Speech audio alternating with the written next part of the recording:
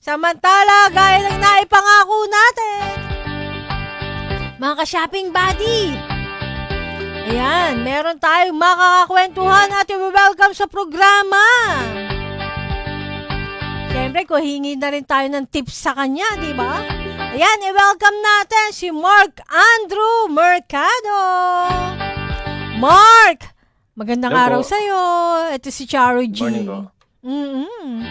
Abe, anong pwede namin itawag sa'yo? Mark o Andrew? Mark na lang. Pero sa Yun. social media po, parang mas kilala ako sa Long. Yun. Long. Ay, how did you get that name? Pwede mo ikwento. Ah, Nickname ko po yun nung Ayun. nagsimula nung bata pa ako. Sabi Oh. daw, mahaba daw kasi yun nung bata ako. Ayan, Mark. Teka muna, bago natin umpisahan, di ba, yung ating mga tips at napunta ka sa pagtinegosyo. Ano yung dati mong pinagkakaabalahan? Dati po, napasok po ako sa sa stock trading. Yun yung tinatry kong pagkakitaan noon. Siguro mga 4 years dun ako dun. Tapos, hindi rin nag-work. Napunta rin naman ako sa Axie. I'm sure aware lahat doon kasi sumikat yun nung mga nakaraang taon. Medyo maraming nalugi tapos isa rin ako doon. Then eventually nagtrabaho, nag-freelance. Doon na yung sabi ko kailangan ko ng magkaroon ng legit na trabaho. Pero, So, nag-freelance, work from ayun. home. Tas ayun. Teka, Mark, working ka rin ba, student, habang nagpe-penetrate ka sa pagbi-business? O meron tayong profession? Nung nung nag-try po ako mag-business, hindi na po ako estudyante nun. Pero ever since, talaga, business-minded na rin talaga. Wow. Ano na yung pinasok mo bukod sa nabanggit mo? Yun, na-try kong mag-stock trading, na-try kong mag-buy and sell ng mga sapatos. Talaga? Nung elementary ako, pagkakatanda ko, binibenta ako ng CD, yung kaklase ko. Binaburn ko Nakakatuwa yung mga kanta, naman. tapos binibenta ko 60 to 80 pesos. Tapos Mm-mm. yun, may pang-computer na ako. Teka muna, sabi mo nga, nabanggit mo, bata ka pa lang, business-minded ka na eh. Pero, sino ba naka-influence sa atin? O sino yung parang naging role model? Hindi ko din po alam eh. Mm. Hindi ako sigurado, pero siguro yung kakailanganan ng pera, Mm. nakita na yung medyo struggling yung pamilya. So, Mm. yun siguro yung nag-push sa akin para gusto mas kumita ng pera. So, Mm. business yung naisip ko. Ayun.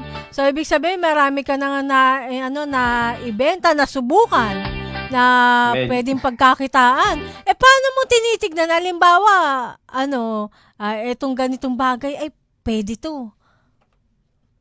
Parang pag nagsisimula po kasi, Mm. hindi rin naman po ako sure kung gagana. Ang alam ko lang, Mm. basta pwede ko siyang kunin ng mas mababa. Oh. Kagaya dati sa Zalora, sa isang shopping Mm. Mm. website, ang ginagawa ko, binibili ko yun, meron akong may discount code, yun yung parang pinakaunahang affiliate code. Mm. Automatic, 10 to 15% na discount or minsan 20%. Tapos binibenta ko ng slightly lower price sa mga kakilala ko. Mm. Hindi rin naman po lahat nagwo-work, pero ayun, sinusubukan ko lang ng sinusubukan kapag ka may medyo enticing na idea. Mm. Uy, nakakatuwa yung sinishare mo, Kasi parang first time ko rin nakarinig tong talagang nauna mo na sinubukan kung ano yung pwede agad, di ba? Unlike yung sa iba, may mga study sila, pag-aaral. Pero ikaw talagang gawa muna. And then, tsaka parang dun mo na siya ina-adjust, inaalam no? Opo. Matututunan na lang din kung anong iba't ibang paraan para kumita along the way pag gusto talagang kumita.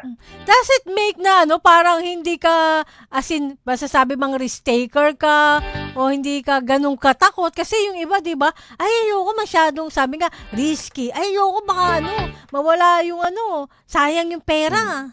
Sa'yo, anong pananaw mo sa ganun? Sa akin po kasi, yun nga po, nabanggit ko kanina na Mm. hindi naman kami financially well off. So, Mm. wala na rin talaga. Wala na rin mawawala. Mm. So, ano pang ikakatakot? Mm. Ayan. Pero eto ngayon, napasok ka sa ano, no, yung parang events rental. Paano naman ito mo nasimulan? Ito pong Events Rental Hub, tables and chairs rental business Oh. po siya. Mm. Tapos, nag-spark lang yung idea sa akin kasi bagong lipat yung tita ko dito sa Mm. village namin. So, bagong lipat, kukunti pa yung gamit, medyo malaking pamilya kami. Mm. Then, tuwing weekends, natural lang na pagbagong lipat, pumupunta sila dito. Mm. Maraming family members na tumatambay. Ayun, yun yung way namin. Tapos kulang kami ng tables and chairs. Mm. Eh, ang sabi sa amin, meron daw nagpaparenta dito sa loob ng village na catering business. Mm. Doon nag-spark yung idea na sabi ko, pinaparentahan pala tong mga tables and chairs na to, mga Mm. monoblock na to. Mm. Tapos, ayun, habang nandun kami sa sasakyan ng tita ko, kukunin namin yung mga nirentahang tables tsaka chairs. Sinesearch ko na kaagad kung magkano yung presyo ng monoblock, magkano yung presyo Talaga? ng mesa, tsaka kung magkano siya pinaparenta. Mm. Sa utak ko, ilang beses ko ba siya kailangang parentahan para Mm. pagkakitaan or para Mm. ma-ROI. Mm. Uy, Ganun na nakakatuwa agad. naman. Long, ano, ang daming nag-i-spark lagi sa'yo na idea. Oh. Pagdating sa business, Sagana sa spark ang ating brain, Tapos yun nga, ngayon mo na-discover. So, ibig Opo. sabihin, ano nga yung realization sa'yo na pumasok? Nung nagsisimula na ako mag-business, Mm. ayun po, so far sa lahat ng mga sinimulan ko, ito yung nagkaroon ng traction. Oh, As in legit na traction. And Mm. ngayon, dati kasi nagsimula kami 50 chairs lang. Mm. Or ako nga lang yun nung una. Mm. Nag-start ako ng 50 chairs lang, ngayon nasa 1,000 plus, 2,000 plus na yung kaya naming isupply. Wow. Mm. Tapos, ayun, ang realization, mahirap din pala.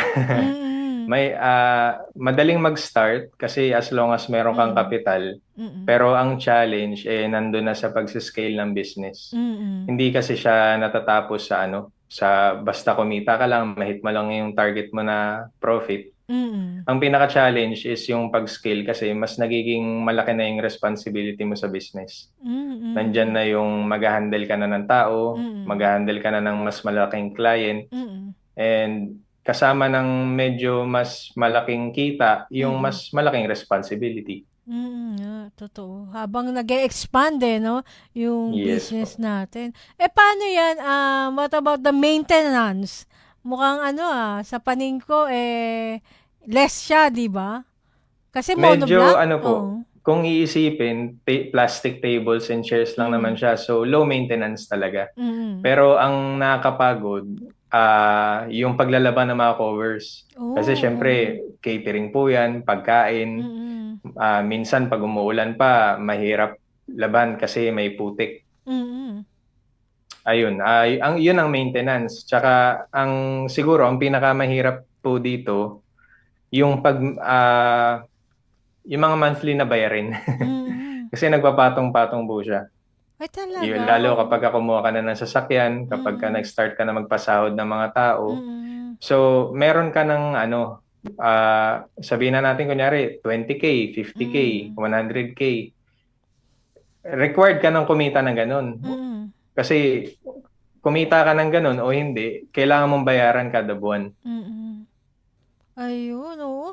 Tsaka sabi mo nga, umaabot na ng 1,000 cheers di kailangan mo ng space, di ba, sa storage? Opo. Yun ang main problem namin sa ngayon. Actually, hindi po kami makapagdagdag pa ng gamit kahit gusto namin kasi wala na kami mapapaglagyan. Ano yung malaking event na nahawakan natin? Ang pinakamalaking event po na nahawakan namin, isang brand po siya na kilalang kilala dito sa sobrang dami rin natutulungan. So 2,500 packs. Merong tables, merong chairs, may fans, tsaka stanchion posts, yung kung saan po lumilinya yung mga tao. So how's the experience, Long? Challenging pero Mm. fulfilling po. Kasi iba yung pakiramdam na for the first time, meron na nag-work sa pinagagawa ko. Mm. Tsaka along the way, may mga natutulungan din mga tao. Mm. Nagsa-start na po kami mag-hire ng mga kapamilya, Mm. yung mga Mm. kamag-anak, mga kaibigan. Tas yun, bigger Mm. responsibilities, pero okay lang kasi yun nga, fulfilling po. Tsaka Mm. sarili ko po kasi 'to, eh. Sa Mm. amin na 'tong negosyong 'to, hindi na maaagaw sa'min. Ayun, oo. So, anong reaction pala ng pamilya mo every time na siyempre nag-i-engage tayo sa negosyo? Ramdam na ramdam ko po yung suporta ng pamilya. Mm. Lalo Mm. ngayon, for sure nanonood yun sila. Kasi every time na meron akong interview, Wow. meron akong mga videos or Mm. pinopost sa social media na nagva-viral, sila rin yung nagse-share. Mm. Tsaka Mm. pag kailangan ng tulong, laging nandyan. Mm. Meron ka bang long experience na isa sa hindi mo malilimutan na nagbigay ng aral sa'yo? Eto siguro yung number one, yung sinasabi ko pong pinakamalaking booking namin. Mm. Ah, First time kasi namin mag-handle ng ganong event. Mm. Kaya naman ng gamit namin. Mm. Pero after nung event, habang nag-egress kami, ang sabi niya sa akin, Mark, kaya nyo ba yung 2,500 packs Mm. by next week? Napatigil lang ako saglit, Mm. pero umuo lang ako kahit hindi ako sure kung paano namin gagawa ng paraan. Mm. Yun yung isa sa hindi ko pinaka makakalimutan Mm. kasi yun din talaga yung actual na experience or lesson Mm. na nagturo sa akin na yun yung way para mag-grow. Mm. Mm. Minsan, kailangan mo lang din talaga i-push yung sarili mo, Mm. i-challenge yung negosyo nyo na kung paano tulungan yung client na to. Mm. Tas yun, ever since, paulit-ulit na lang namin ini-implement. Kapag Mm. may hindi kaya, gagawa ng paraan. Mm. Tas in the process ng pag-ulit-ulit ng ganun, Mm. lumalaki kami ng lumalaki. Mm. So, naitawid, Long. Opo, naitawid. Tsaka Wow. hanggang ngayon, Mm. every time na nagtatanong sila sa amin kung kaya namin yung ganitong event, oo Mm. lang kami ng oo. Mm. Siguro isang beses pa lang po kami tumanggi sa kanila kasi sagad na talaga. Mm. Mm. Oo nga, as in lahat talaga, hindi ka tumatanggi, ah. Uy, nakakatuwa Opo. din yan, ah. So, yun yung palaki ng palaki. Wow, nakakatuwa naman, Long. Anong ano natin, pero ang daming nagsasabi, di ba? Laging yun nga, hindi consistent kasi event. Pero sa'yo, feeling ko, sabi mo nga, puno na eh. Kasi nare-reach nyo yung target profit. Baka pwede nyo Y- kami bigyan ng idea rin sa mga nakikinig. Ayun Gaano po. karami, parang in a month, yung ating events na sinusuplayan? Ah, sa events industry po kasi, Mm. aminado rin naman kami na medyo seasonal. So, Mm. ang pinakamalakas po talaga dyan na season, per months. Dahil Mm. kabi-kabila po yung mga events. Totoo Pagpatak po yan. ng January, medyo mihina. Ngayong Mm. February, medyo nagpipick up. Mm. So, normal lang po yung dami ng Mm. humihina yung bookings sa Mm. isang taon. Pero kapag ka nag-focus doon sa mga bare months, Mm. um, kaya din naman hindi naman po ibig sabihin nun hindi na kumikita yung negosyo kung tuwing bare months lang malakas. Mm. Pero yun nga po, hindi naman tayo pwedeng bare months lang mag-open ng negosyo. Mm. Meron at meron pa rin nagbo-book sa kahit anong buwan pa yan. Mm. Yun. So, kailangan lang natin maging present at maging ready kung merong opportunity na mag-present. Ayan. Long, anong pwede mong bahagi? O yung pwedeng paghandaan, pagpapasok sa ganitong uri ng pagnenegosyo? Ayun po, pansin ko rin po kasi sa social media, pag nagsuscroll sa kahit anong social Mm. media apps, sobrang dami rin nagsistart ng tables and chairs business. Mm. Una kasi low capital lang naman, pangalawa, low maintenance. Mm. Pero ang mabibigay ko lang po siguro na advice, kagaya ng ibang business na nagte-trend, Siguro start small lang muna. Tignan kung para sa inyo ba talaga yung ganitong industry or yung ganitong lifestyle. Kasi kung hindi po alam ng iba, ang events industry, malakas po makapuyat, malakas pong makastress kasi iba't ibang tao ang kausap mo, iba't ibang ugali, iba't ibang klase ng problema yung magpe-present. Mm. Mawawala yung gamit, masisira, tas minsan may nasa-scam pa. Mm. So, ang tip ko lang po siguro, start small. Kung hirap kayo, baka okay lang mag-pivot sa ibang business. Pero Mm. kung nakita nyo at mukhang consistent naman yung tables and chairs business para sa inyo at kaya nyo tiisin yung lifestyle, go po. I-try nyo rin i-scale kasi ito, dinadocument ko naman yung journey namin Mm. simula 2023. Mm. Nakita naman nila na nag-grow yung business, Mm. nakita nila kung ano yung kung saan kami galing at Mm. kung saan na kami ngayon.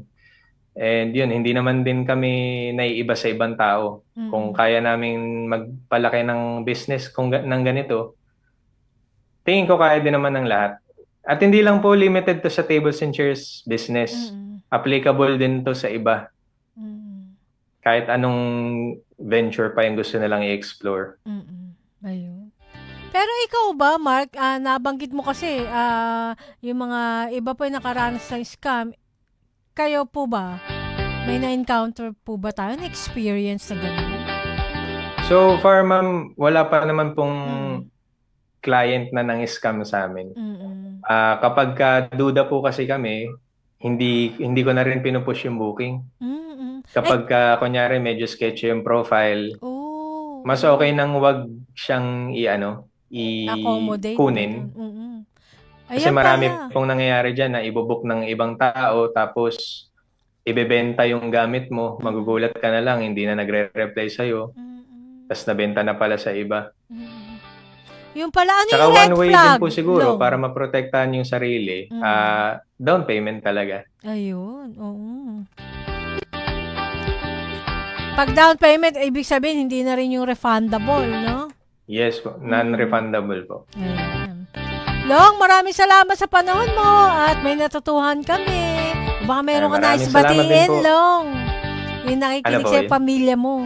Baka may nais kang Ayun, batiin. maraming salamat sa mga pamilya, kaibigan na Mm. nanonood, na sumusuporta dito sa business namin. Mm. And kung gusto nyong i-follow yung journey namin dito sa pagnenegosyo, hindi Mm. lang tables and chairs rental, meron din kaming photo booth, meron din kaming computer shop, Mm. yung Events Rental Hub, 8 Jars Photo Booth, PNX Esports Hub.